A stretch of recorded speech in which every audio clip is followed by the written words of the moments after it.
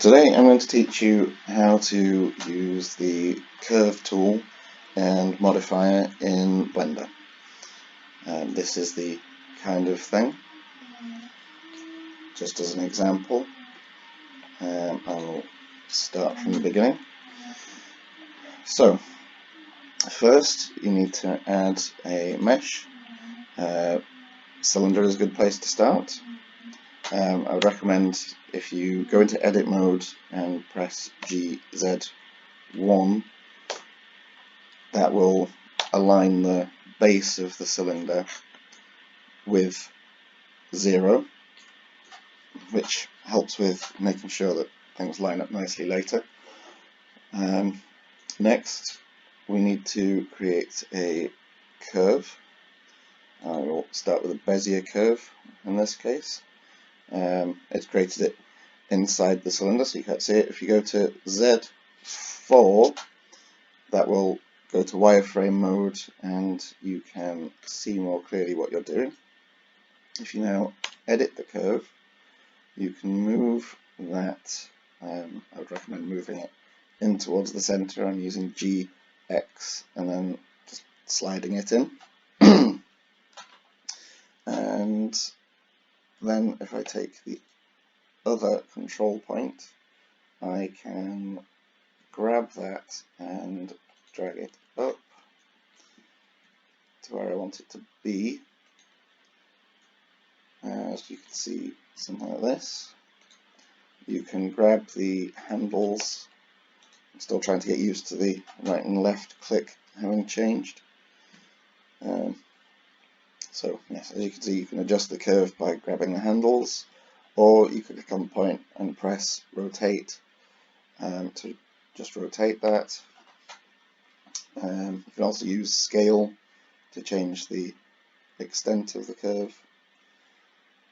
And then if we leave edit mode and select the cylinder and add an array modifier, change the relative offset from X1 to Z1 so that it stacks on top and becomes a tube rather than a series of cylinders next to each other. If we now add a curve modifier under the deform section and then select the Bezier curve as the object, you can see it's distorting it, but it's along the wrong axis. So if we go to the Z deformation axis, that will make it go along the correct curve. If you've done things on different axes, you may find you have to fiddle to get the right one. If you've rotated the object rather than not in edit mode, outside of edit mode, in object mode, then you may find that the axes aren't quite what you think they are. So as you can see, it's slightly distorted at the bottom because the curve actually starts going out to this side. So if you select the curve, you can grab the handle and rotate it to what you want it to be. And next we go back to the mesh and extend the array to cover the curve like so. This curve only has one segment. What you can do is you could select the curve and in edit mode you can select the point you want to extend from, press E to extrude, and you can add another segment so that you can have the curve change direction. And then, as before, you can adjust the curvature as you wish.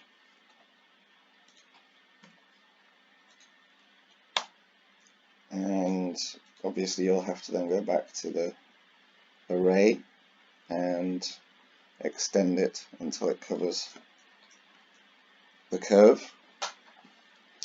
And if you go back to the curve again, because all of the mesh is the same width along its length.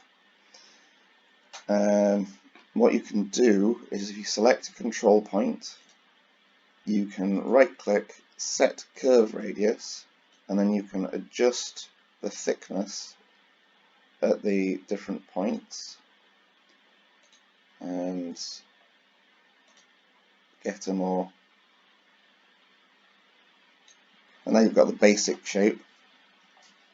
So as you can see, there are some very straight lines between the rings. What you can do, if you go back to Object Mode and select your mesh, you can edit the base of the array, and what will happen there, if I press Ctrl R, I can add a loop around there, and as you can see, it's appearing on all of the others. And if I adjust one part of it, it will apply that to all of them, like so. It's still rather straight lines, there's no smooth curves around. So if I undo that section, what I can do is add a number of different loops to change the number of cuts down here, like so, and as you can see, it's much smoother now. And then you can grab, if you press Alt A to deselect all the points, and then if you Alt and click on a ring, it will select the entire ring rather than just a point. And what you can do now, if you press O, it will, as you can see up here, these are for proportional editing, and they'll affect the points nearby to the points you've got selected. So if you don't have that selected as now, and you press S, it will only scale the points you have. If you press O and go into the proportional editing mode and do scale, it will do a much smoother curve, which you can adjust the type of curve that it does by pressing Shift O, and it will cycle through the different types, as you can see. And this one's a random, and I'm going to go with this one. As you can see, if you go back to, if you press Z6, it will take you into solid mode so that you can see it more clearly. And there you go. I think that's everything you need. Thank you very much for watching. Goodbye.